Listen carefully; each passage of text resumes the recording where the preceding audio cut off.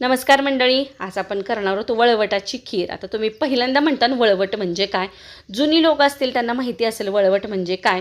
तर हे वळवट जसं शेवया करतात तसंच असतं, पण शेवयाला साचा असतो, वळवट हातावर वळावं लागतं. थोडं थोडं पीठ घ्यायचं आणि पाटावर हे एक एक वळवट वळलं जातं. त्यामुळे ह्या वळवटाची खीर एकदम खमंग लागते. एकदा करून बघा बरं का. तर तुपावरती भाजून घेतलेत हे वळवटं, साजूक तुपावर भाजायचे आहेत आणि छान खमंग भाजून घेतल्यानंतर मीडियम गॅसवर भाजा, म्हणजे छान खमंग भाजले जातात. उकळत्या दुधामध्ये घालून घ्यायचे आणि मंद आचेवर हे छान शिजवून घ्यायचे. लागेल अशी साखर, वेलची पावडर, ड्रायफ्रूट आपल्या आवडीप्रमाणे आपण घालायचे आहेत.